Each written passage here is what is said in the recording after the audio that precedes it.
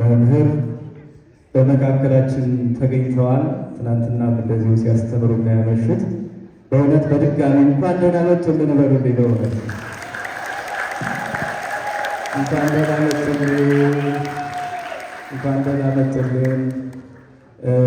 በእውነት የጋበዟቸው ክቡር ንቡረ እድ አባ መዘምር የገዳማችን አስተዳዳሪ፣ በእውነት ለሳቸው ምስጋና ይገባል። እግዚአብሔር የተመሰገነ ይሁን።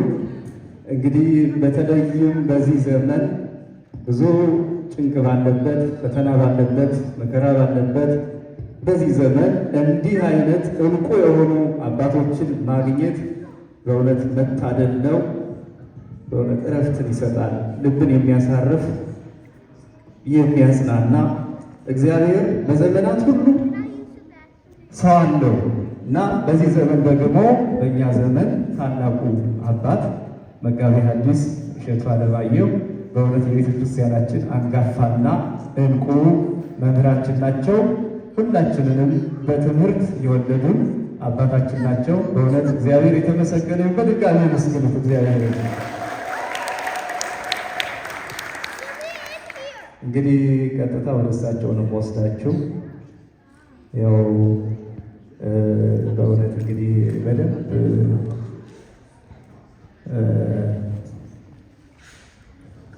ተዘጋጅታችኋል አይደል?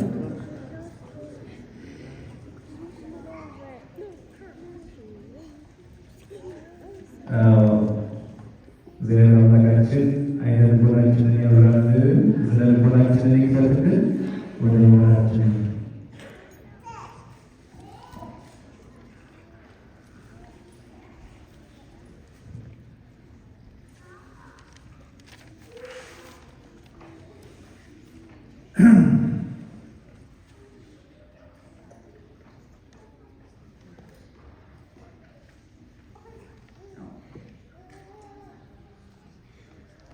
ክቡር አባታችን ንቡረ እድ አባ መዘምር የደብራችን አስተዳዳሪ፣ እንዲሁም መጋቤ ሃይማኖት፣ እግዚአብሔር ብላችሁ ይቅርታውን ቸርነቱን አምናችሁ ከቅድስት ድንግል እናቱና ከቅዱሳን ባለሟሎቹ የሚገኘውን ጥበቃና ምልጃ ተስፋ አድርጋችሁ በዚህ ቦታ የተገኛችሁ ወገኖቻችን በእግዚአብሔር ስም እንዴት አደራችሁ?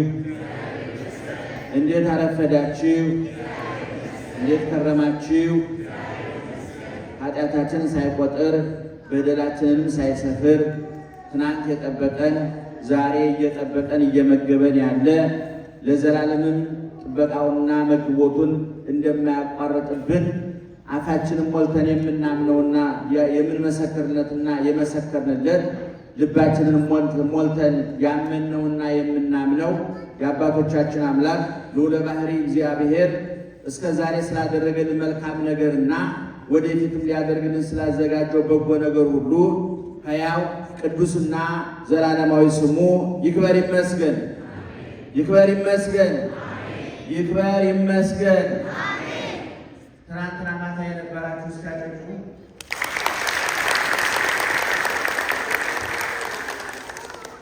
ያነበራችሁ ዛሬ ገብቷችኋል ሀሳቡ። ትናንትና ወይ ነበረ ማለት ትናንትና የነበራችሁ ብቻ አጨጩ፣ ያልነበራችሁ ዛሬ የመጣችሁ ትናንትናም ዛሬም ያልመጣችሁ ደህና አደራችሁ። እግዚአብሔር ምስጢሩን ጥበቡን ይግለጥልን። በመላ በግምት በሳይሆን አይቀርም በይመስለኛል የግል ሀሳባችንን እንዳናፈስባችሁ እግዚአብሔር ጆሯችሁን ይጠብቅላችሁ፣ አንደበታችንንም ይቆጣጠርልን። የምንሰማውም የምናገረውም የምንናገረውም አይንሳችሁ እግዚአብሔር ጥበቡን ይግለጥልን በጥቅሉ እግዚአብሔር። እንግዲህ ቀደም ሲል ኢየሱስ ክርስቶስ ያስተማረው ወንጌላዊ ማቴዎስ የመዘገበው በካህኑ አንደበት ሲነበብ የሰማችሁት እኛ የምንተረጉመው እናንተ የምትኖሩት የእግዚአብሔር ቃል በማቴዎስ ወንጌል ምዕራፍ 6 ከቁጥር 25 ጀምሮ እስከ መጨረሻው ድረስ ያለው ንባብ ነው። እንግዲህ በኦርቶዶክሳዊ ተዋሕዶ ቤተክርስቲያናችን ስርዓት መሰረት አሁን ያለንበት ወቅት መጸው ይባላል። በሰመርና በዊንተር መካከል ያለው በእናንተ ምን ይባላል? በዚህ ሀገር አይደለም አይቆግራችሁ ታደርጉ ምን ይባላል? ሆል ይባላል። በትናንትና ጠይቄ FALL ነው የሚባለው ብሎ ልክ ነኝ አይደል?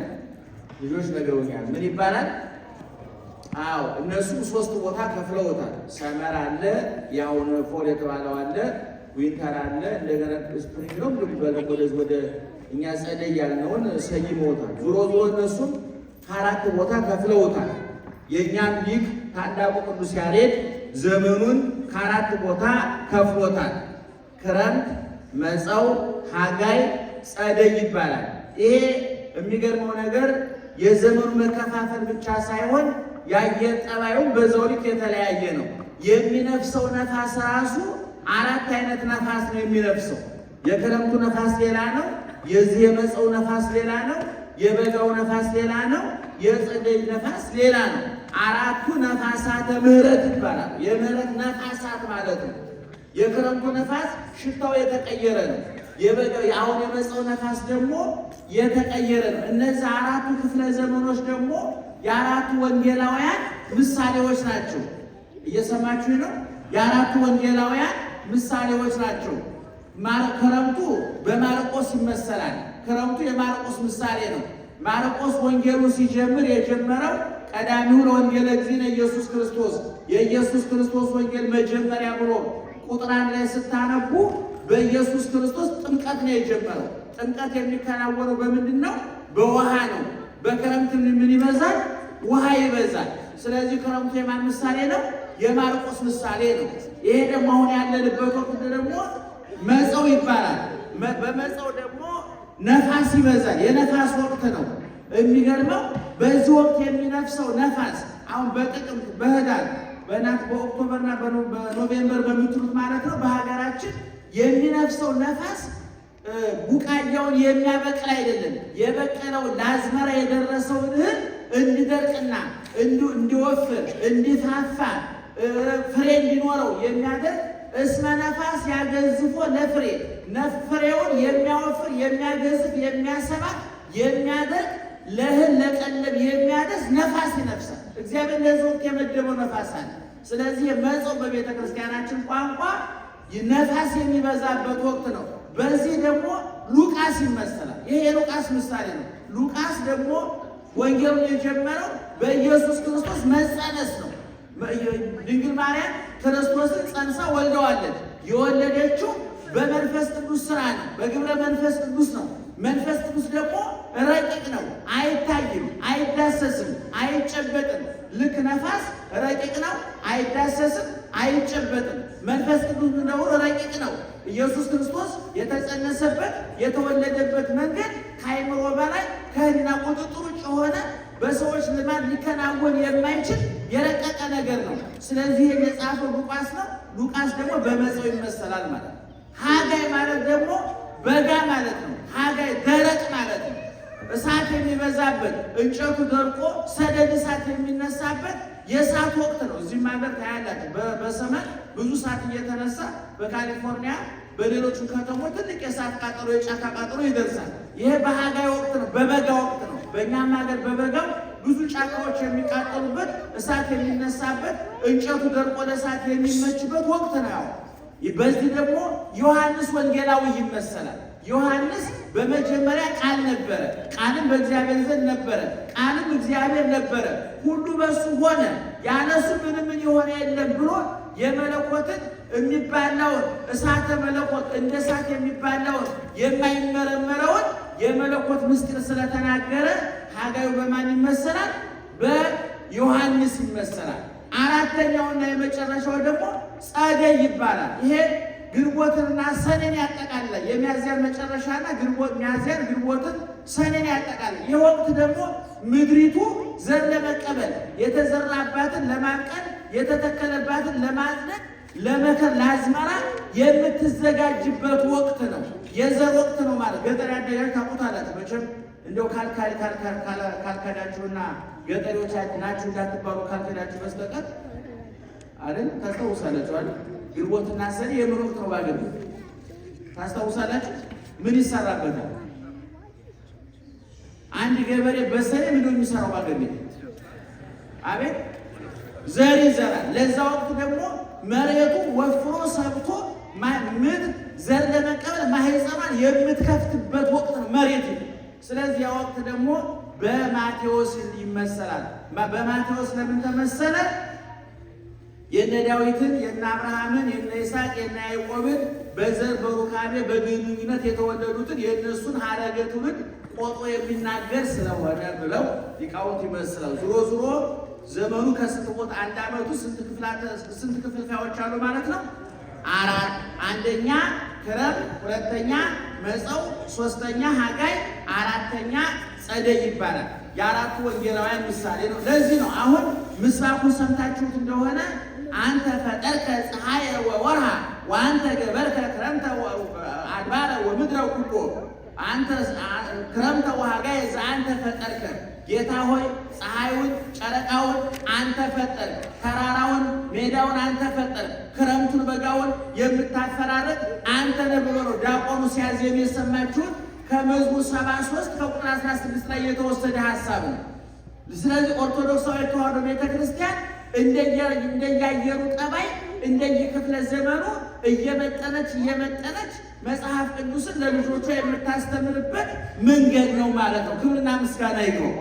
እንግዲህ በዚህ ወቅት እንዲነበብ የተመደበው ወንጌል ኢየሱስ ክርስቶስ ያስተማረው ወንጌላዊ ማቴዎስ የመዘገበው ካህኑ ሲያነቡ የሰማችሁት የእግዚአብሔር ቃል የማቴዎስ ወንጌል ምዕራፍ 6 ከቁጥር 25 ጀምሮ ነው። እንግዲህ አራቱ ወንጌላውያን የኢየሱስ ክርስቶስን ትምህርት ነው የጻፉት።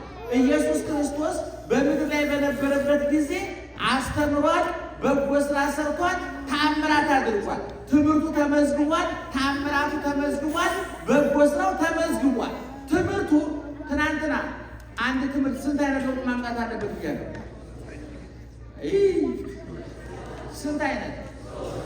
ስንት አይነት?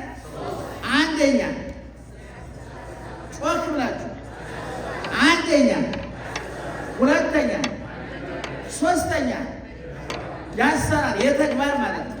ስለዚህ አንድ ምን አይነት ትምህርት? ሃይማኖታዊ ትምህርት ነው። አቤት ማንኛውም ትምህርት እኛ ሀገር በቴሌቪዥን ተናግሬያለሁ። አዲስ አበባ የእኛ ሀገር ትምህርት ፊዚክስ ተምሮ የፊዚክስ ዲግሪ ከአዲስ አበባ ከሌላውም ተቀብሎ እንግዲህ በፊዚክስ ታውቃላችሁ ተቀምሮ መርከብ አውሮፓ ሁሉ ነው የሚሰራው። በዚህ ነው በሙከራ ላይ ያልታገዘ ትምህርት ስለሚሰጥ ፊዚክስ ተምሮ እንኳን አውሮፕላን ሊሰራ አውሮፕላን እንዴት መሳፈር እንዳለበት እኮ መረጃ የለም። ምክንያቱም ትምህርቱ ለውጥ ላይ የተመሰረተ አይደለም፣ ተግባር ላይ የተመሰረተ አይደለም።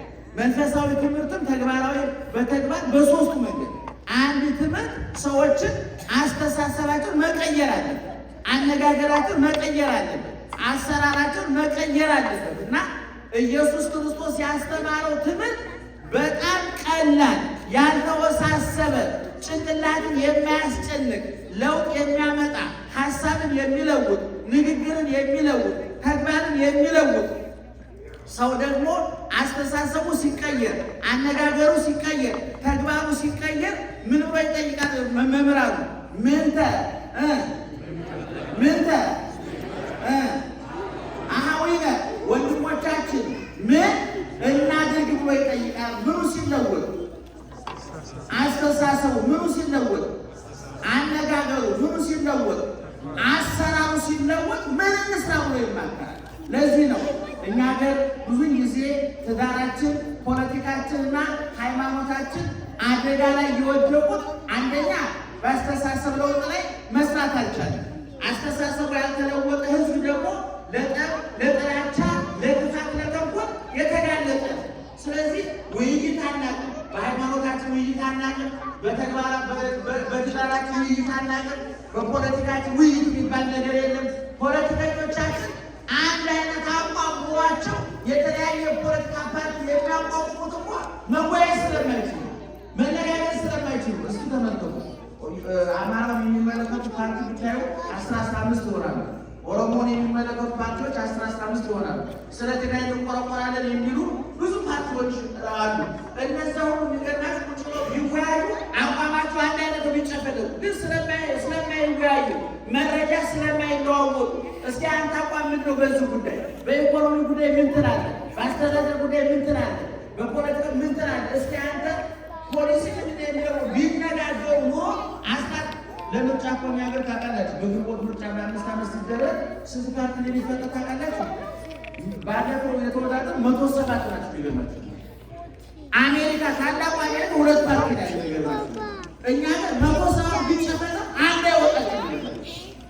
ቢጨፈጠ አንድ አይወጣችም። ለምን? ውይይት የለም፣ የሀሳብ ለውጥ የለም፣ የንግግር ለውጥ የለም፣ ዘመን አይዋጅም። የሰማችሁ ፖለቲካ እየተናገርኩ አይደለም። ይመናል ትምህርት ማምጣት ያለበት ለውጥ ነው እያልኳቸዋለሁ። የኢየሱስ ክርስቶስ ትምህርት በጣም ግልጽ ነው፣ በጣም ቀላል ነው። ሰዎች በሚረዱት ቋንቋ የሚነገር ነው፣ በእውቀታቸው ልክ የሚነገር ነው።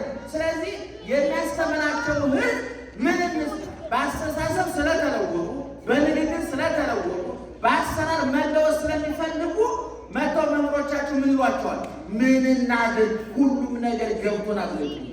ስለዚህ የክርስቶስ ትምህርት 2 አይነት ነው። አንደኛ በምሳሌ ነው፣ ሁለተኛው ያለ ምሳሌ እና ቅድም በተነበበው ወንጌል እንደሰማችሁት በዚህ በማቴዎስ 6 ከቁጥር 25 ጀምሮ ኢየሱስ ክርስቶስ ያስተማረው ትምህርት ሰዎች ቅደም ተከተሉ እንዳይምታታባቸው፣ የቱ ይቅደም የቱ ይከተል የሚለው ነገር እንዳይምታታባቸው ከነፍስና ከስጋ ከመንፈሳዊና ከስጋዊ ከዓለማዊና ከሃይማኖታዊ ከምድራዊ ኑሮና ከሰማያዊ ኑሮ የቱ ይቅደም የበለጠ ሊታሰብበት የሚገባው እቅድ ሊወጣለት የሚገባው ዘላቂ ተደርጎ ሊያዝ የሚገባው የትኛው ነው ብለን እንዳንምታታና ውሳኔ ላይ ደርሰን ተግባራዊ ስራ እንድንሰራ ኢየሱስ ክርስቶስ አስተምሯል።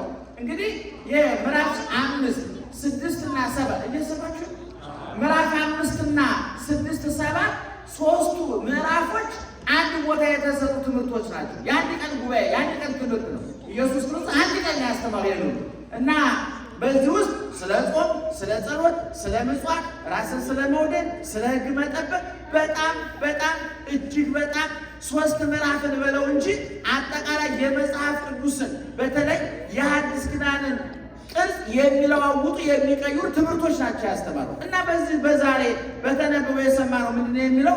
ወበንተዝ እብለክሙ ኢትተክዙ ለነፍስክሙ ምንት ዘትበልዑ ወዘትሰትዩ ወይለሥጋክሙ ዘትለብሱ አኮሁ ነፍስ ታጽብ እንሲሲት ወሥጋ ያጽብ እማራዝ ነጹ አዕዋፈ ሰማይ እለ ይዘርዑ ወያርሩ ወያስተጋቡ ውስተ አብያት ወአቡክሙ ሰማያዊ ይሴስዮሙ አኮኑ አንትሙ ፈድፋደ ትሄይስዎሙ። ስለ ምግብ ለምን ትጨነቃላችሁ? ለነፍሳችሁ ምን እንበላለን ምን እንጠጣለን ብላችሁ፣ ለሥጋችሁ ምን እንለብሳለን ብላችሁ አትጨነቁ። ልብ አድርጉ። ለነፍስ ምን እንበላለን ምን እንጠጣለን፣ ለሥጋችሁ ምን እንለብሳለን ብላችሁ አትጨነቁ። አኮሁ ነፍስ ታጽብ እምሲሲት ነፍስ ከምግብ ዋልባስ ያጽብ እማራዝ ልብስስ ከሥጋ አይበልጥም ወይ? ነጽሩ አዕዋፈ ሰማይ የሰማይ ወፎችን ተመልከቱ። እለ ይዘርዑ የማይዘሩ ወያርሩ የማያጭዱ ወያስተጋቡ ውስተ አብያት በጎተራ በመጋዘን የማያከማቹትን እስኪ የሰማይ ወፎችን ተመልከቱ። ወአቡክሙ ሰማያዊ ይሴስዮሙ ሰማያዊ አባታችሁ እኔ እመግባችኋለሁኝ።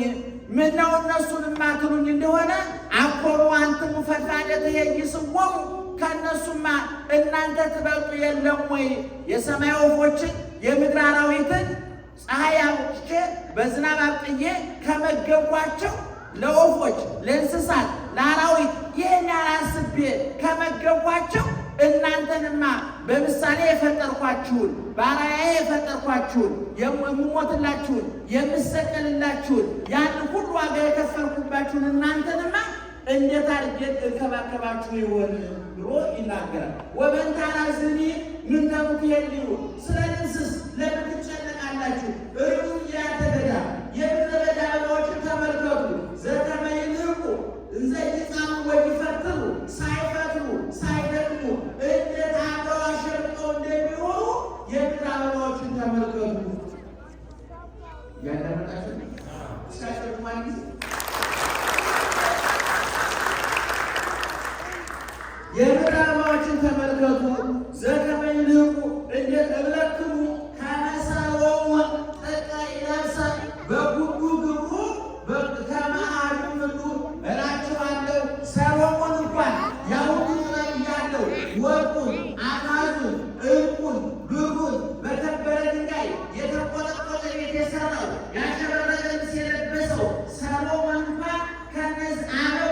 እንዳንዱ አልለበሰም። ወናው ሳይረገዳ ዘዮም ሃሎ ወየሰብ ውስተ እሳት ይትወልድ። ዛሬ አምሮ አሸብርቆ የሚታየው ነገ ደርቆ አመድ የሚሆነውን አበባ ዘከመዘ ያለብሶ እግዚአብሔር እንደዚህ ካስዋበው ካሳመረው ካስጌጠው እፎ እንከለክሙ ወሕጹፃነ ሃይማኖት እናንተ እምነት የጎደላችሁ ለእናንተ ምን ያስብላችሁ? ለምን ትትከዙ ምን ተንበል ወምን ተንሰቲ ወምን ተንትከደን? እንግዲህ ምን እንበላለን ምን እንጠጣለን ምን እንለብሳለን ብላችሁ አትጨነቁ። ይሄንማ ከሃይማኖት ውጭ ያሉ አሕዛብ ሲፈልጉት የለም ወይ? አንትሙሰ መቅደመ ህሱ መንግስቱ ወጽድቁ፣ እናንተ ግን አስቀድማችሁ መንግስቱንና ጽድቁን ፈልጉ። ወዝንቱሰ ሁሉ ይትየሰተክሙ፣ ሌላ ሁሉ ይጨመርላችኋል ነው የሚለው ኢየሱስ ክርስቶስ። ይሄ በእውነት ምእመናን የእናንተንም የእኛንም ሕይወት የሚመለከት ነው። የዓለምን ሕይወት የሚመለከት ነው።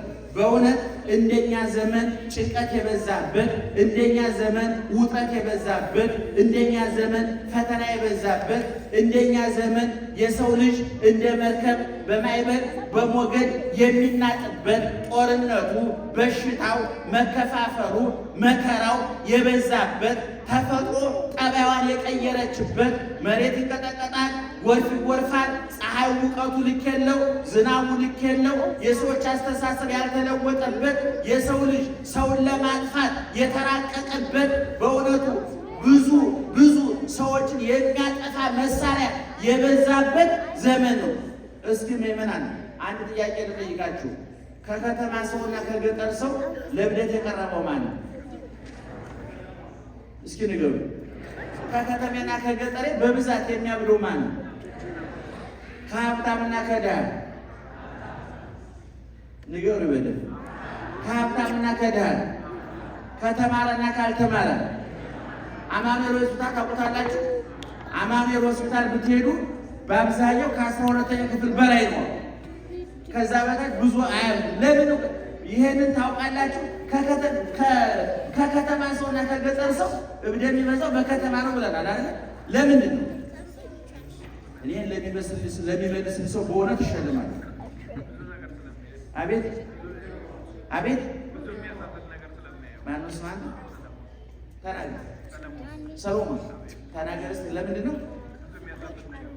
ብዙ የሚያሳፍር ነገር ስላለ። እሺ ከተማረና ካልተማረ ቶሎ የሚያብደው ማን ነው? አቤት። እሺ ከተማረና ከሀብታምና ከድሃ።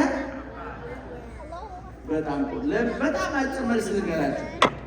ገጠሬ መረጃ ያበዛል፣ የከተማ ሰው መረጃው ብዙ። ምን ማለት ነው? አንድ ሰው አበደ የሚባለው አቅርቦቱና ፍላጎቱ ሲላተምበት። በጣም በአጭር ምሳሌ ደጋግሜ የተናገርኩት ምሳሌ መልሼ ልንገራችሁ። ለምሳሌ የገጠር ሰው በቅሎ ካለው ፈረስ ካለው የሚያርስበት በሬ ካለው ማታ ሲያስሎ ሲንገላታ ውሎ ፀሐይ ሲያደርቀው ዝናብ ሲደበድበው በብርድ ሲቆራመድ ውሎ ማታ ይተኛል። ምን ላይ ነው የሚተኛው? ቁርበት ላይ። ብርድ የሚለብሰው ምንድነው? ጋቢ ነው የሚለው። ብርዱ መከራ ነው። ቁንጫ አለ፣ ተዋና አለ። ማታ ሲተኛ ግን ምን ብሎ ጸልዮ እንደሚተኛ ታውቃላችሁ? ጌታዬ ተመስገን፣ ሰማዩን ያለ ማማ ምድሩን ያለ ካስማ ያጸናል አንተ ነህ። ጌታዬ ያለ እኔ ማንን ፈጥረሃል? ተመስገን። እምን ላይ ተኝቶ ምን ለብሶ ቁንጫና ተዋን ታስታውሳላችሁ አይደል? ግን እዛ ላይ ተኝቶ ምን ብሎ ይጸልያል? አቤቱ እንደኔ ያለ ማን ፈጥረሃል ብሎ። የከተማ ሰውስ የ100,000 ብር ፍራሽ ገዝቶ ለጥሎ አይተኝም። ለምን ነው ታውቃላችሁ? የ500,000 ብር ፍራሽ እንዳለ መረጃ ደርሶ እየሰማችሁ ነው። ትልቁ አደጋ ይሄኛው መረጃው በዝቷል። አዲስ አበባ ላይ ምን የመሰለ ቤት ሰርቶ፣ ምን የመሰለ መኝታ ቤት አዘጋጅቶ፣ ምን የመሰለ አንሶላ ብርድ ልብስ ፍራሽ አዘጋጅቶ ተኝቶ ለጥሎ ማለት ሲገባው እኔ እኮ 100,000 ብር አልጋ ላይ ተኛለሁ፣ አሜሪካ እኮ ኮምፒውተራይዝድ አልጋ እኮ አለ እያለ መረጃ ይሰበስባል። ሰው የብደት ዋዜማ ማለት በሌለው ነገር መረጃ ሲሰበስብ አደጋ ነው። እኔ ለምሳሌ አይነ ስውር ነኝ። በአይነት ስለሚሰራ ስራ መረጃ አልሰበስብም። እኔ አሁን ብድግ ብዬ ወይኔ አይነ እኮ ቢኖረኝ ሰዓት የሆነ ነበር እያላችሁ፣ እናንተ ግን በሌላችሁ ነገር ቅር ስታወጡ ያላችሁ ነገር ያመልጣችኋል። ሁልጊዜ ሰው በሌለው ነገር እኔ መጽሐፍ ቅዱስ በደረሳችሁበት በዛ ተመላለሱ ነው። በደረሳችሁበት ማለት ማለት ባላችሁ ለምሳሌ አንድ ሰው 40 ዓመቱ ከሆነ እቅድ ማውጣት ያለበት የ40 ዓመት እቅድ ነው። በ40 ዓመት አሁን 40 ዓመቴ ነው። የ40 ዓመት ሰው ሊሰራ የሚችል እቅድ ማውጣት ያለበት። ግን ሰይጣን ሲጫወትበት ምን ያደርገዋል? ወይ ይህን ጊዜ እኮ 30 ዓመት ቢሆነኝ፣ ይህን ጊዜ እኮ 25 ዓመት ቢሆነኝ እንዲህ ያደርግ። በሌለ ነገር ሲባክን ያለው ነገር ያመልጠዋል። የሌለውን ነገር ሲመኝ ባለው ነገር ሳይጠቀምበት ይቀራል። አሁን ክርስቶስ ያስተማረን ይሄን ነው። ምን እንበላለን ምን እንጠጣለን ብላችሁ አትጨነቁና አታስቡ። የተለያየ ነው ምዕመናን። መጨነቅና ማሰብ ሀሳብ ሲበዛ ወደ ጭንቀት ያድጋል። ጭንቀት ይሆናል፣ ያባክናል፣ አእምሮውን ይስታል፣ ማድረግ የሚገባውን ይረሳል፣ ህይወቱ ይጎዳል፣ የውስጥ የስሜት ሕዋሳቱ ይጎዳሉ፣ ጉበቱ፣ ኩላሊቱ፣ ጨጓራው ይጎዳል፣ ፊቱ ይጠፋል። የሚጨነቁ ሰዎች በ30 ዓመታቸው የ40 ዓመት የ50 ዓመት ሰው ይመስላሉ። የማይጨነቁ ሰዎች ደግሞ በ50 ዓመታቸው ምነው አታረጅም እንዲህ ይባላል።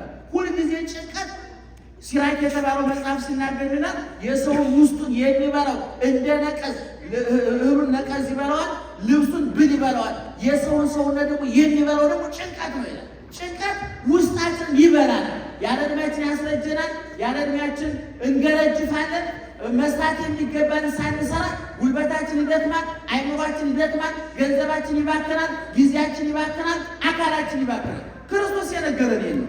እናንተ አትጨነቁ፣ ምን እንበላለን ምን እንጠጣለን ብላችሁ አትጨነቁ። እናንተ ለምግቡ እየተጨነቃችሁ ያላችሁ እስኪ ተመልከቱ። ነፍሳችን የፈጠረ ማን ነው? ስጋችን የፈጠረ ማን ነው? ነፍሳችሁን ከሌለችበት አምጥቼ ስጋችሁን ከአራቱ ባህርያት ከእሳት፣ ከነፋስ፣ ከውሃ፣ ከመሬት አዋጅ ሰው አድርጌ የፈጠርኳችሁ እናንተ መመገብ ያቅተኛል። ስለዚህ አስቀድማችሁ ምግብ ፈልጓል። መንግሥቱንና ጽድቁን ፈልጉ፣ ሌላ ሁሉ ይደረግላችኋል፣ ይጨመርላችኋል። እኛ ስጋውን ደግሞ ለስጋው ደግሞ ስንጓጓ ስንዘጋጅ እግዚአብሔር ዳቦን ተጨማሪ አድርጎ ይሰጠናል። እኛ ክርስቶስ ለመለስ ስንዘጋጅ ልብሱን ተጨማሪ አድርጎ ይሰጠናል።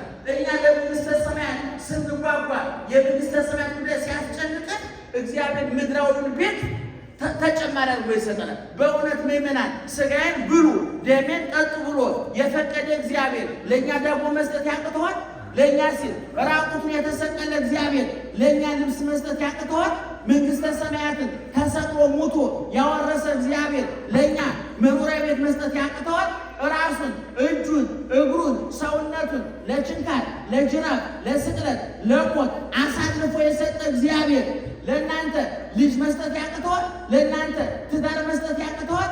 የእናንተ ንግድ መባረክ ያቅተዋል? የእናንተ ኑሮ መባረክ ያቅተዋል? በፍጹም አያቅተውም። ይህ ነው እየነገርን ያለ። እስኪ ወፎችን ተመልከቷል። ለምግባችን ወፎች፣ ለልብሳችን አበቦች ተጠቅሰዋል። እስኪ ወፎችን ተመልከቱ። ታውቃላችሁ ወፎቹ አይዘሩም፣ አያጥኑም፣ መሬት የላቸውም፣ እርሻ የላቸውም፣ መጋዘን የላቸውም፣ በዶንያ አይሰበስቡም፣ ወፍጮ ቤት የላቸውም፣ ኪችን የላቸውም፣ አይቀቅሉም፣ አያነፍሩም፣ አይጋግሩም። ነገር ግን በረሃብ የሚሞት ወፍ የለም። እነዚህ በረው እንዲበሉ ያደረኩኝ እኔ እናንተን በአምሳሌ ፈጥሬያችሁ ስጋዬን ደሜን ብሉ ጠጡ ብዬ ሰጥቻችሁ ተሰቅዬላችሁ ሙቼላችሁ እንዴት ምግብ እነሳችኋለሁ ይላል እግዚአብሔር። ስለዚህ ምእመናን እኔ ከዚህ ትምህርት እንድትገነዘቡ የምፈልገው እኔ ባጭሩ ለምንድነው የምንጨነቀው? የሚያስጨንቀን ነገር ምንድን ነው? የሚያስጨንቃችሁን ሁሉ ጴጥሮስ በመልእክቱ ሲናገር ምን ይላል? የሚያስጨንቃችሁን ሁሉ በእግዚአብሔር ላይ ጣሉታል። ኢዮብን ታውቁታላችሁ በመጽሐፍ ቅዱስ በጣም ትልቅ የዋህ ቀና ደግ ጻድቅ እግዚአብሔርን የሚፈራ ከክፋት ሁሉ የራቀ ቤቱ የተባረከለት ልጆቹ የተባረኩለት በምስራቅ ሀገር ፍጹም ሀብታም በጣም ብዙ ሺህ በግና ፍየል የነበረ ብዙ ሺህ ግመል የነበረ ብዙ ሺህ ላምና በሬ የነበረ የተትረፈረፈ ሀብት የነበረ ሀብታም ሰው ነበር። ከዚህ በኋላ የሰው ሰይጣን ቀናበት፣ በሃይማኖቱ ቀናበት፣ በበጎ ስራው ቀናበት። እግዚአብሔር ጋር በነበረው ግንኙነት ሰይጣን ቀና፣ ተቃጠለ፣ እረፍት አጣ። እንዴት አድርጌ ከእግዚአብሔር ላጣለው? እንዴት አድርጌ ወደ ጭንቀት ላስገባው? እንዴት አድርጌ ከፍቅሩ ከጥንካሬው ላስወግደው ብሎ ሲጨነቅ እግዚአብሔር ዘንድ ሄደ ይላል። እግዚአብሔር ዘንድ ሄደና ኢዮብን አይተኸዋል ያለው እግዚአብሔር። አዎ። የሃይማኖቱን ጽናት አየው አለው እግዚአብሔር። አዎ። እንዴት አይወድህም? ሌላው እኮ የሚያጉረመርመው እኮ ልጅ አጥቶ ሀብት አጥቶ ጤና አጥቶ ነው። ኢዮብ እኮ ሀብት አጣው እንዳይል 7,000 በግ አለው፣ 2,000-3,000 ገመል አለው፣ የተትረፈረፈ ሀብት አለው። ሌላው እኮ አንተ ላይ የሚያጉረመርመው ገንዘብ አጥቶ ነው። ኢዮብ እኮ ለማጉረምረም ምክንያት አጥቶ ነው እንጂ ለማማረር እሱ ይበልጥ ነበር ብሎ ሰይጣን ከሰሰው ወደ እግዚአብሔር። ማንን ነው የከሰሰው? ኢዮብን ከሰሰው። እግዚአብሔር ምን አለ?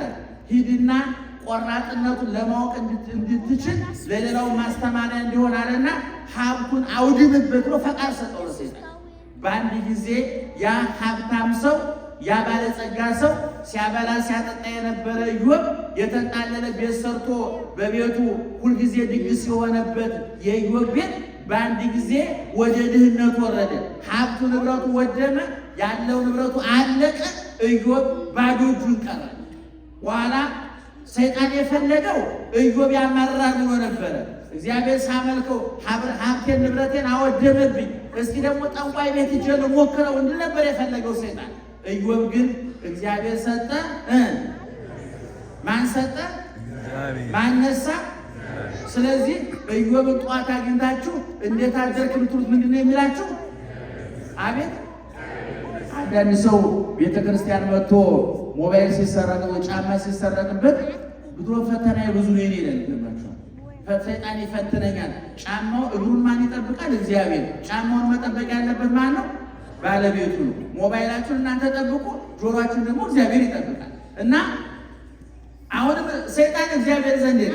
አየኸው ሀብቱ ንብረቱ ቢወድምበትም ኢዮብ እንዳላማረረ አየኸው አለው እግዚአብሔር። ኢዮብ እኮ ሀብቱ ቢወድምበት ምን ችግር አለ? 10 ልጅ አለው። 10 ልጆቹ ሀብታሞች ናቸው። እነሱ ይንከባከቡታል፣ እነሱ ይረዱታል። ሌላው እኮ የሚያማርር እኮ ልጅ አጥቶ ነው። ኢዮብ ምን ብሎ ያማርር? ሀብቱ ቢጠፋ ምን ችግር አለ? በእሱ ልጆቹ አሉለት አይደለም ማለት ሰይጣን። አሁንም ሂድና ፈቅጄልሃለሁ አለው እግዚአብሔር። የኢዮብ ልጆች 7 ሴቶችና 3 ወንዶች በታላቅ ወንድማቸው ቤት የምሳ ግብዣ አድርገው እየበሉ እየጠጡ እየተደሰቱ ሳለ ከባድ ነፋስ መጥቶ የነበሩበትን ቤት መታውና ሕንፃው ተደረመሰ።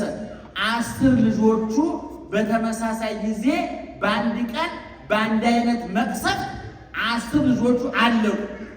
ስንተኛ ፈተና ነው? ስንተኛ ፈተና ነው? የመጀመሪያው ምንድን ነው? አቤት። ሁለተኛው ፈተና ምንድን ነው? ልብ አድርጉ። ስንት ልጅ ነው? በስንት ጊዜ? አቤት። በተከታታይ ነው? በአንድ ቀን። ልብ አድርጉ ምዕመናን። ይሄንን ፈተና አይደለም በፈተና ውስጥ ማለት ፈተናውን ራሱ ማሰብ ይዘገድናል። በጣም ከባድ ፈተና። በኋላ ላይ ኢዮብ መጥቶ ተነገረው። ኧረ ኢዮብ ልጆች በታላቅ ወንድማቸው ቤት የምሳ ግብዣ አድርገው ሲበሉ ሲጠጡ ሲደሰቱ ሕንፃውን ነፋስ መጥቶት ተደርምሶ 10 ልጆች አለቁ ተብሎ ተነገረው። አሁንም ሰይጣን የፈለገው ኢዮብ በልጆቹ ሐዘን ተነክቶ በልጆቹ ሐዘን ተማሮ እግዚአብሔርን ትቶ ጣዖት ቤት ጠንቋይ ቤት እንዲሄድ ነበር የፈለገው። አሁንም ኢዮብ ሂዳችሁ ለቅሶ ለመድረስ ሂዳችሁ ኢዮብ እንዴት አደርክ ብትሉት የኢዮብ መልስ ምንድን ነው? ምንድነው መልሱ?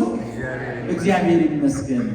እንግዲህ ልብ አድርጉ ምዕመናን፣ እንኳን 10 ልጅ በአንድ ቀን ሙቶብን ዛሬ እኛ ልጆቻችን ሲያተኩሳቸው ልጆቻችን ሲያስነጥሳቸው ምን እንደምንሆን ታውቁታላችሁ። መቼም የኢዮብን ፈተና የምትረዱት እንደው ወልዳችሁ ልጆቻችሁ የበለጠ የልጅ ፍቅር የሚያሰቃያችሁ ሰው ታውቁታላችሁ እውነቱን ለመናገር። ከዛ በኋላ አሁንም ሰይጣን መጣ። አየው የኢዮብን ጥንካሬ አለው እግዚአብሔር። እንደምን ችግር አለ? ልጆቹ ቢያልቁ እጅ እግር አለው፣ ሰርቶ ይበላል። ሌላው እኮ የሚያማርረው እኮ እጅ እግር አጥቶ ነው። ፈተናው እያደገ መጣ፣ እየቀነሰ። አቤት። መጀመሪያ ምን ወደመ? ቀጥሎ ምን ሞተ? ቀጥሎ ወደ አካሉ መጣ። እንደሱ ኢዮብ እኮ የማያማርር እኮ እጅ እግር አለው፣ ጤነኛ ነው፣ ሰርቶ ይበላል፣ ለሀብት ቢጠፋ ልጅ ቢሞት ቁም ነገር ነው እንዳለ ሰይጣን። አሁንም ነፍሱን እንዳትነካ ስጋውን ፈቅጄልሃለሁ አለው እግዚአብሔር። ወዲያው ኢዮብ ከራስ ፀጉሩ እስከ እግር ጥፍሩ ድረስ በደዌ ተመታ። ሰውነቱ ተላ፣ ሸተተ፣ ከረፋ፣ እጅ እግሩ ተቆራረጠ። ከመከራው ጽናት የተነሳ ማተኪያ ስላጣ አመድ ላይ ይንከባለል ነበር። በገር ሰውነቱን ይፈትግ ነበር። አሁንም ሂዳችሁ በዛ መከራ ውስጥ እያለ ጠዋት ሄዳችሁ ኢዮብ እንዴት አደርክ ብትሉት መልሱ ምንድን ነው? ምንድነው መልሱ? እግዚአብሔር ይመስገን። አሁንም ሰይጣን ያሰበው አልተሳካም። በሶስተኛው ፈተና ሰይጣን የፈለገው አሁንም በቀረችው ጊዜ ሰይጣን ጣዖትን እንዳመልክለት ነበር ኢዮብ የፈለገው። ሰይጣን አሁንም እግዚአብሔርና ሰይጣን መልሰው ተገናኙ። አየው አንተ በአካሉ እየተመካ ነው ብለህ ነበረ። ይኸው አካሉን ስታጠፋበት ኢዮብ ምን ሆናል? ምንም። አሁን ፈተናው ከገንዘቡ ወደ ልጆቹ፣ ከልጆቹ ወደ አካሉ እያደገ መጣ። አራተኛው የኢዮብ ፈተና ሚስቱ ሆና መጣች። ሚስቱ ፈተናውን አየች። ሀብታቸው ንብረታቸው ወደመ፣ ልጆቻቸው አለቁ፣ እጅ እግሩ ተቆራረጠ። ያ ሲበላበት ሲጠጣበት የነበረ የሀብታም ግቢ የተጣለለ ቪላ ተዘግቶ ተራቅቶ ፈርሶ ዘመድ ርቋቸው ወዳጅ ርቋቸው ቤቱ ፈራርሶ ሴትዮዋ ልመና ስትንከራተት ውላ አታ ሰይጣን ሰዎች እንዳይሰጧት የሰዎችን ልብ አጨክኖባት ብትለምን እንኳን የሚሰጣት አታ ስትዞር ስትንከራተት ውላ ማታ ኢዮብ ቁራሽ ይዛ ለምና ይዛ ትመጣለች። ሲጠብቃት ባዶ እጇን ትመጣለች። በኋላ መጨረሻ ምን አለ ኢዮብ? መከራው ተደራረበ፣ ንብረታችን ጠፋ፣ ልጆቻችን አለቁ፣ አካል ተቆራረጠ። እንግዲህ የቀረ ንብረት ምላስህ ነው። እሚዜሰ ባርኮ ሙት ለእግዚአብሔር፣ በቀረው ምላስህ እግዚአብሔርን ስደበውና ሙት አለች። ስንተኛ ፈተና ንገሩ? ስንተኛ ፈተና? አራተኛ ፈተና። አንቺ ከሰነፎች ሴቶች እንዳንዷ ነሽ። እግዚአብሔር መልካሙን ነገር ባደረገን ጊዜ አመሰገን ነው። አሁንም ይህን የወሰደ የሰጠን እሱ ነበረ፣ የወሰደ እሱ ነው። የሰጠ ቢነሳ የለበት ወቀሳ። እግዚአብሔር ሰጠ፣ እግዚአብሔር ነሳ፣ የእግዚአብሔር ስም የተመሰገነ ይሁን አለና አራተኛውንም ፈተና በድል አጠናቀቀ። ቁጥር 1 ፈተና ምን ነበር ብለናል?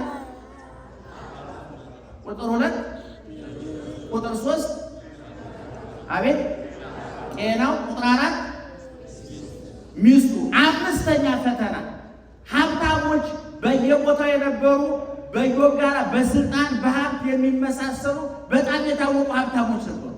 እነዚህ ሀብታሞቹ እንደዛሬው ስልክ የለም። ከስንት ጊዜ በኋላ ወሬውን ሰምተው ኢዮብ እንዲህ ያለ መከራ ደርሶበታል፣ ሀብቱ ጠፍቷል፣ ንብረቱ ልጆቹ አልቀውበታል፣ አካሉ ጎሏል፣ ሚስቱ ከርተዋለች፣ ባዶውን ቀርቷል የሚል መረጃ ከስንት ጊዜ በኋላ ሰምተው ኢዮብን ለመጠየቅ ሲመጡ ከሰሙት በላይ አስደንጋጭ ነጠላው አያችሁ ይቀጥል። መቼም ነጠላዬን አትዩት። ለመታየትና ለመስማት የተፈጠሩ ሰዎች አሉ። የእኛን ተው። ደህና አደራችሁ? ደህና ዋላችሁ? ልብ በደንብ ስሙ ምእመናን። ይህ እግዚአብሔር መልእክት ነው የሚያስተላልፍላችሁ። ከዚያ በኋላ እነዚህ ጓደኞቹ መጡና ሲያዩት ደነገጡ። ያ ሲበላበት ሲጠጣበት የተትረፈረፈ ሀብት የነበረበት 10 ልጅ ወጣበት ይገባበት የነበረው ቤት፣ ሚስቲቱ ብሉ ሊጠጡ ልጅ እያለች አደግድጋ ሲጋብዝበት የነበረው ቤት፣ ኢዮብ ሲያበላ ሲያጠጣ የነበረበት ቤት ተፈቶ ልጆቹ አልቀው አካሉ ተቆራርጦ ሚስቱ ከርታው ጠፍታ ቤቱ ፈርሶ ኢዮብ በትል ተውጦ በመግል ተውጦ አመድ ላይ ተቀምጦ አገኙ። ጓደኞቹ ደነገጡ፣ አፋቸውን ያዙ። 7 ቀን መነጋገራቸው ከድንጋጤያቸው የተነሳ በኋላ ከድንጋጤያቸው ሲያንሰራሩ ምን ብለው ተናገሩ? እኛ የማናውቀው እግዚአብሔር የሚያውቀው በኢዮብ ልብ የተደበቀ ክፋት ከሌለ በስተቀር ደግ ሰው እንዲህ ሲሆን አይተን አናውቅም። ስንተኛ ፈተና? ጠቅላላ ፈተናው ስንት ነው? አንደኛ፣ ሁለተኛ፣ ሶስተኛ፣ አራተኛ፣ አምስተኛ። ከአምስቱ ከባዱ የቱ ነው? ከአምስቱ ከባዱ ፈተና እናንተ በቅደም ተከተል ይሄ ፈተና ይከብዳል የምትሉት የትኛው? አቤት የማን? የልጆቹ የትኛው ነው ከባድ? እኔ እውነቱን ለመናገር ይሄ ቀላል ነው ሙሉ ይልኝ እንደው አያድርስ ሁሉም ከባድ። ነገር ግን ያው ፈተና ኢዮብ አለፈው አላለፈው? ለምን አለፈው ነው ትልቁ ጥያቄ። ለምን አለፈው አይደለም፣ ለምን ተፈተነ አይደለም ጥያቄው፣ እንዴት አለፈው ነው። ለምን አለፈው ነው ኢዮብ። እነዚህ ሁሉ ነገሮች ኢዮብ አያመልካቸውም ነበር። ኢዮብ ሀብቱን አያመልክም ነበር፣ ልጆቹን አያመልክም ነበር፣ መልኩን አያመልክም ነበር። በሚስቱ ከፈጣሪው በላይ አይተማመንባትም ነበር። በጓደኞቹ ከፈጣሪው በላይ አይተማመንባቸውም ነበር ማለት ነው። አሁን ልባድጉ ሀብቱ ጠፋ። ሀብቱን የሰጠው ማን ነው? ልጆቹ አለቁ። ልጅ የሰጠው ማን ነው? ጤናው ጎደለ። ጤናው የሚሰጠው ማን ነው? ሚስቱ ከዳቸው። ሚስት የሚሰጥ ማን ነው? ጓደኞቹ ከዱት። ጓደኞቹን የሰጠው ማን ነው? አምስቱ ሁሉ ነገሮች ቢከዱትም እግዚአብሔር ከርቶታል? እግዚአብሔር ተለይቶታል? ሀብቱን የሰጠው እግዚአብሔር አለ። ልጆች የሰጠው እግዚአብሔር አለ። አካል የሰጠው እግዚአብሔር አለ። ሚስቱን የፈጠረ እግዚአብሔር አለ። ጓደኞቹን የፈጠረ እግዚአብሔር አለ። ስለዚህ ኢዮብ ይህን ፈተና እንዴት አለፈው ብትሉኝ እኔ ለሀብቱ ከመጠን በላይ በመልኩ በሀብቱ አይተማመንም ነበር ማለት ነው። ሀብት ይመጣል ይሄዳል፣ ገንዘብ ይመጣል ይሄዳል። ብዙ ሰዎች ድግዳቸው ሲቀዘቅዝ ታንቀው የሞቱ ሰዎች እናውቃለን። ራሳቸውን ያጠፉ ሰዎች እናውቃለን። ንብረታቸው ሲወረስ ራሳቸውን ያጠፉ ሰዎች እናውቃለን። ኢዮብ ራሱን አላጠፋም። ምክንያቱም ሀብት ኃላፊ ጠፊ እንደሆነ እንደሚመጣ እንደሚል ያውቃል። ኢዮብ አልገረመውም። ለዚህ ነው ባለቤቱ ምን እንበላለን ምን እንጠጣለን ብላችሁ ምን አታድርጉ፣ አትጨነቁ። ለቁሳቁስ ለገንዘብ አትጨነቁ። ገንዘብ መጣ ብላችሁ አትወርቁ። ገንዘብ አለቀ ብላችሁ አትሳቀቁ። ሁለተኛ ልጆቹን አይታችኋል። ብዙ ሰው በልጅ መውለድና ባለመውለድ ምክንያት ብዙ ትዳር ሲበጠበጥ እናያለን። ወይም ደግሞ በልጆቹ የሚመካ እኔ ወላጆች እዚህ ውስጥ አላችሁ፣ እኔም ወላጅኛ አውቀዋለሁ። እኔ በጣም ጥንቃቄ ማድረግ ያለባችሁ ልጆቻችሁን ከፈጣሪያችሁ በላይ እንዳትወዷቸው። ልጆቻችሁን ዋና የልጆቻችሁ ፈጣሪ ማን ነው? አባታቸው ማን ነው? የሚያሳድጋቸው ማን ነው? እናንተ ወተትና ፍትፍት ሰጣችሁ አሳደጋችኋቸው። ክርስቶስ ግን ስጋውን አበላቸው፣ ደሙን አጠጣቸው። መንግሥተ ሰማያት የሚወርሳቸው እሱ ነው። ማኅፀንሽን ባርኮ ዘርህን ባርኮ ልጅ እንዲፈጠር ያደረገ ማን ነው? እግዚአብሔር ነው። ስለዚህ ልጆቻችሁን ከመጠን በላይ በልጆቻችሁ ፍቅር እንዳትወሰዱ ጥንቃቄ አድርጉ። እኔ አስታውሳለሁ አዲስ አበባ አንዲት እናት እስከ ቅርብ ጊዜ ነበሩ፣ እስከ ዛሬ 4-5 ዓመት እንደነበሩ አስታውሳለሁ። 2 ልጆች ነበሯቸው። ሴትዮዋ ተሰቃይተው ቅጠል ሽጠው ጠላ ሽጠው እንጀራ ጋግረው ልብስ አጥበው ከሰው ተራ ወጥተው ልጆች ሰው ያደረጓቸው እና ልጃቸው በጣም የታወቀ ባለሙያ ሆኖ ፈረንሳይ ሀገር ተምሮ እዛው ፈረንሳይ ሀገር እየተማረ በአዲስ አበባ ላይ ቤት ሰርቶላቸው ሴትዮዋ በጥሩ ኑሮ ላይ እያሉ ባልታወቀ ምክንያት በ3 ቀን በሽታ ያለችው በኋላ ሴትዮዋ ከዛ ቀን ጀምረው ቀወሱ ሊመለሱ አልቻሉ። በቃ ለቅሶ ሲመጡ ሽማግሌ የሚሞት አሮጊት የሚሞት ቀብር ሲመጡ ልጄ ብሎ የሚያለቅሱ ሽማግሌ የሚሞት አሮጊትም ደግሞ ለቅሶ ሲመጡ ልጄ ብሎ የሚያለቅሱ። ስለዚህ እኚህ ሴትዮ በምን ይሄን ያለ ምን አዝኑ ብለን አንፈርድም። ነገር ግን ከልጆቻችንና ከእግዚአብሔር ማን ይበልጣል? እስቲ ወላጆች ከልጆቻችንና ከእግዚአብሔር ማን ይበልጣል? አብርሃም ይስሐቅን ሰዋልኝ አለው እግዚአብሔር። ልብ አድርጉ። አብርሃም ይስሐቅን የወለደው በስንት ዓመቱ ነው? በ100 ዓመቱ። ሳራ ይስሐቅን የወለደች በስንት ዓመቷ ነው? በ90 ዓመቷ። ይሄ የስስት ልጅ ነው። አይተው አልጠገቡትም፣ ስሙ አልጠገቡትም። እግዚአብሔር ግን ድንገት መጥቶ ምን አለ? አብርሃም ይስሐቅን ለእኔ ሰዋ ስጠኝ ላሳድገው እንኳን አይደለም ያለው። ምን አድርግልን ያለው? እረድልኝ እኮ ነው ያለው። ምንህን ልጅህን በግረድልኝ እንኳን ፈተና ነው። እንኳን ልጅ በርዶቱ ለመናገር በስስት የተገኘ ልጅ፣ በስተርጅና የተገኘ ልጅ፣ በመካንነት የተገኘ ልጅ፣ ስንት ጸሎት ተደርጎ የተገኘ ልጅ እግዚአብሔር መጣና ና ልጅን ሰዋልኝ አለ። አብርሃም አላንገራገረም። ምክንያቱም ከይስሐቅና ከፈጣሪ ማን ይበልጣል? 90 ዓመት ማኅፀኗን ባርኮ ልጅ የሰጠ ማን ነው? እግዚአብሔር ነው። ስለዚህ አብርሃም ይስሐቅን ለመስዋዕትነት ይዞ የሄደው በፈጣሪውና በልጁ መካከል ያለው ፍቅር አልተምታታበትም ማለት ነው። አሁን ኢዮብም አልገረመው። 10 ልጅ በአንድ ቀን ሲያልቅበት እግዚአብሔር ነው የሰጠ፣ እኔ ወለድኳቸው እንጂ አልፈጠርኳቸውም፣ እሱ እነሱ ወልዶ ሰጠኝ፣ እግዚአብሔር ከወሰደ ይውሰዳቸው ነው ያለው። ስለዚህ የሰው ልጅ ሀብቱን ማምለክ የለበትም፣ ልጆቹን ማምለክ የለበትም፣ ውበቱን ማምለክ የለበትም። ብዙ ሰዎች ፀጉራቸውን ያመልካሉ፣ ጥርሳቸውን ያመልካሉ፣ አይናቸውን ያመልካሉ። እንዲሁ በመስታወት ፊት እንደተሰቃዩ በፀጉራቸው ሲመጻደቁ፣ እውነቱን ለመናገር በፀጉሯ የምትመጻደቅ ሴት የሆነ አደጋ ተፈጥሮ ፀጉሯ ቢበላሽባት ታልቅ ልሙት ነው የምትለው።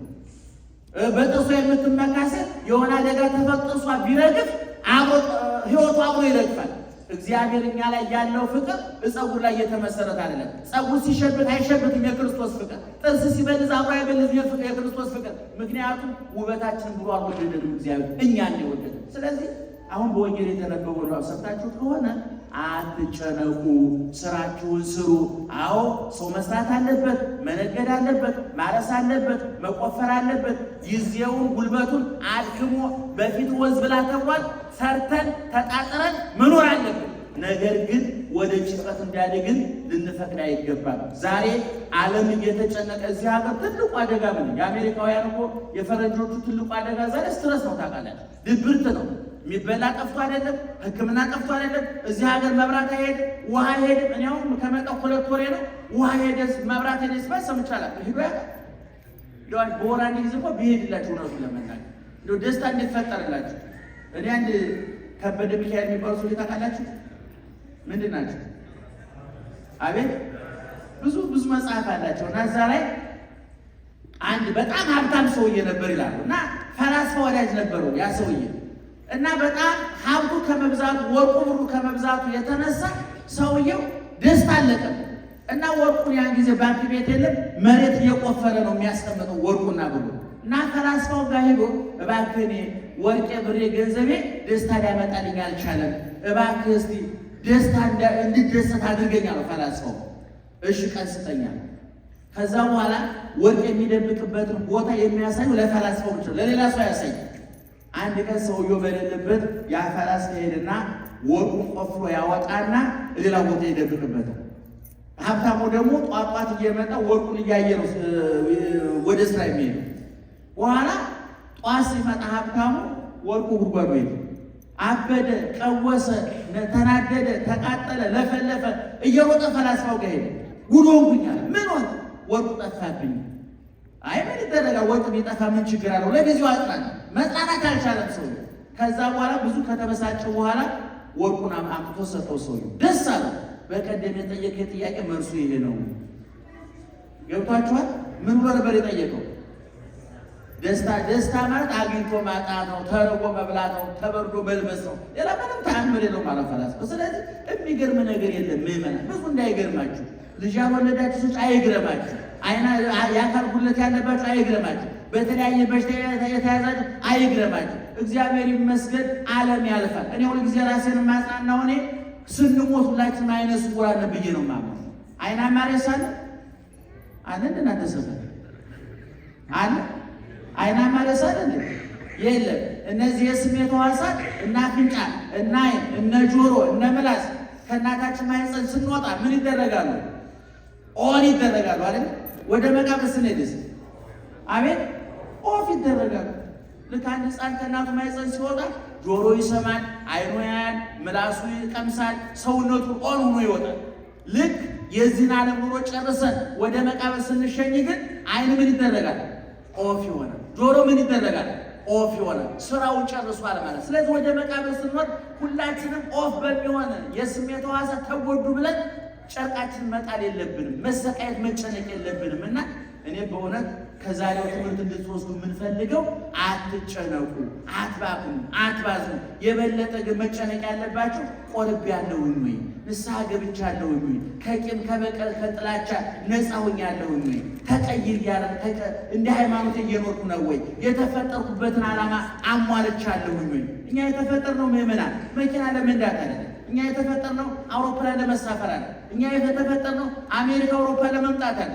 እኛ የተፈጠርነው ፎቅ እየገነባን መኪና እየገዛን ልብስ እያፈራረቅን ምግብ እያፈራረቅን ለመኖር አይደለም። እኛ የተፈጠርነው ለመንግሥተ ሰማያት ነው። እኛ የተፈጠርነው ለክርስቶስ ክብር ነው። ክብሩን ልንወርስ ስሙን ልንቀድስ ነው የተፈጠርነው። አባታችን ሆይ ብለን ምንድን ነው የምንለው? የት የምትኖር? በሰማይ የምትኖር። እንዲያውም እሱ ላይ ንባቡ ላይ አይታችሁ እንደሆነ ሰማያዊ አባታችሁ ይመግባችኋል ነው የሚለው። አባታችን ሰማያዊ ከሆነ እኛ ልጆቹ ምንድን ነን ማለት ነው? ሰማያውያን ነን ማለት ነው። አባትና እናት አሜሪካውያን ከሆኑ ልጁ ምንድን ነው የሚሆነው? አሜሪካዊ ነው የሚሆነው። እኛ ደግሞ አባታችን ሰማያዊ ነው፣ ብርሃናዊ ነው፣ ዘላለማዊ ነው። ከሞት የተሻገረ መቃብር ድል የነሳ በመቃብር ላይ ትንሣኤን ያወጀ በሞት ላይ ሕይወትን ያነገሰ ይህን ዓለም አሳልፎ አዲስን ዓለም የሚያመጣ አባት ነው ያለን። ዳቦ ሳይሆን ስጋውን፣ ውሃ ሳይሆን ደሙን የሚያጠጣ ተራቅቶ የሚያለብስ ሙቶ የሚፈውስ ወርቆ የሚያነሳ ተቀብሮ ትንሣኤን የሚያውጅ አባት ነው ያለን። ክብር ይመስገን እግዚአብሔር። እዛ እንገባለን። ስለዚህ የቱ ነገር የሚያስጨንቃችሁ? ምንድነው የሚያስጨንቀው? ምን አዲስ ነገር አለ? እውነቱን ለመናገር ቅድም እንዳልኳችሁ ነው። ሐዋርያው ቅዱስ ጳውሎስ በሮሜ 7 ላይ አይታችሁት ከሆነ ያገቡ እንዳላገቡ፣ የበሉ እንዳልበሉ፣ የተሾሙ እንዳልተሾሙ የሚሆኑበት ጊዜ ይመጣል። ቁም ነገር አትበለው፣ መብላት መጠጣቱ፣ መሾም መሻሩን እርግፍ አድርገው ሁሉን ነገር በእግዚአብሔር ላይ ያስቀምጦ ይላል እና እንግዲህ ወገኖቼ የዛሬው ምንባብ ማቴዎስ የጻፈልን ኢየሱስ ክርስቶስ ያስተማረው አባታችን ያነበቡልን የዛሬው ምንባብ ይህን ይመስላል። ስለዚህ ከወፎች ማነስ የለብንም፣ ከአበቦች ማነስ የለብንም። የጽጌረዳ አበባ ያምራል፣ ታውቃላችሁ አይደለም? ማንም ቀለም ቀብቶት የትም ፋብሪካ ሄዶ ተቀምሞ አይደለም፣ እንዲሁ አምሮ ተፈጠረ። ወፎች ታያላችሁ፣ ይበራሉ፣ ይቀዝፋሉ። ዛሬ የሰው ልጅ እንደ ወፎች አውሮፕላን ለማብረር እኮ ስንት ተሰቃይቶ እዛ ደረጃ የደረሰው። ወፎች ግን ለመብረር በእውነቱ የበረራ ትምህርት አይወስዱም። የካፒቴን አውሮፕላን አብራሪ ፓይለት የላቸውም። ይበራሉ፣ ይመገባሉ፣ ይደሰታሉ። እንደዛ ሆኖ ይዘምራሉ፣ ያመሰግናሉ። እኛ አየሩን እየቀያየረ ሌሊቱን ቀኑን እየቀያየረ ተኝተን ተነስተን እፎይ ብለን ማመስገን ከተሳለን እግዚአብሔር ያዝናል። ጠዋት ከቤታችሁ ስትወጡ ወደ ስራ ስትሄዱ እሰይ አዲስ ቀን መጣ፣ አዲሱን አየር ተነፍሳለሁ ብላችሁ ማመስገን አለባችሁ ለማለት ነው። የመከረን ያስተማረን የአባቶቻችን አምላክ ክብርና ምስጋና ይግባው። ክብርና ምስጋና ይግባው። ስላገኘኋችሁ ትናንትና ተናግሬያለሁ። እጅግ በጣም ደስ ብሎኛል። አባታችን ንቡረ እድ አባ መዘምር ይባላሉ። በእውነት በእውቀታቸው የቤተ ክርስቲያንን እውቀት ጥንቅቅ አድርገው የሚያውቁ በሕይወታቸው ምንኩስናቸው፣ ቆባቸው፣ ቀሚሳቸው የተባረከላቸው በአኗኗራቸው አስበው የሚናገሩ አስበው የሚንቀሳቀሱ ለስራ የተፈጠሩ ነው ያጋጠሟቸው። ደብረ ብርሃን ሥላሴ ከባድ ልማት ጀምረው ነበረ። አዲስ ዓለም ቤተ ክርስቲያን ንቡረ ነበሩ። እዛ አዲስ ዓለም እያሉ ሂጃቃለሁኝ ደብረ ብርሃን ሥላሴም ና እያሉ ከነገ ዛሬ አልሞላልኝ ብሎ እዚህ መጥተዋል ሲባል ገዝልሽ እዚህ መጥቻል። በቀደም ነገር ትናንትና ነግሬያቸዋለሁ። አባ ሳሙኤል የተባሉ ታላቁ አባታችሁ የጸሎትና የሥነ ሥርዓት አባት ነበሯችሁ። በእውነት ሰርተው ቀጥተው መንፈሳዊ ሕይወታችሁ ስነ ምግባራችሁን አንጸዋችሁ እንደነበረ አባታችን ነግረውናል። እሳቸው እንዲመጣ ነግረውኝ አልሞላልኝም ነበረ። ዛሬ እሳቸው ሌላ ቦታ እያገለገሉ ነው። ባሉበት እግዚአብሔር ይጠብቃቸው። ትናንትና ተናግሬያለሁኝ። መልሰው መጥተው እናንተ የሚያመሰግኑ ጊዜ ሩቅ አይደለም። በዚህ እንዳትጠራጠሩ፣ በዚህ እንዳትጠራጠሩ። እኔ ከዚህ በፊት የዛሬ 3 ዓመት ፖለቲከኞቹ መቀሌና አዲስ አበባ ሲዋረፉ ሲሰዳደቡ መልሰው ጦርነት ሲከፍቱ ታው እነዚህ ሰዎች ነገ ይታረቃሉ፣ እናንተ ድሆቹ ትዝብት አታትርፉ ብዬ ተናግሬ ነበር። ይኸው ያለው ነው ማለት አዲስ ነገር ሆነ። እናቱ ጌታቸው ዶክተር ደብረጽዮን በቦይጋ አዲስ አበባ መጡ። 5 ሚሊዮን የትግራይ ህዝብና የአማራ ህዝብ ተጣልቶታል። የአፍሪካ ህብረት እንግዲህ ለና የለነ ከበደ ይመጣላችሁ ትልልቆቹን የአፍሪካ ህብረት አስታረቃቸው፣ የአውሮፓ ህብረት አስታረቃቸው። በየመንደሩ ያሉን አማራና ትግሬ ኦሮሞ ማን ያስታረቅ? በየቤት መቶ አንተ ሊያስታርቀ ነው። ስለዚህ እርስ በርስ ከመታረቁ ውጭ አማራጭ አለ። ፖለቲከኞቹን ተዋቸው፣ አትስሟቸው። ለራሳቸው ጊዜ እንጀራቸውን እየጋገሩ ስራቸው እየሰማችሁ ነው ያለ ፖለቲካው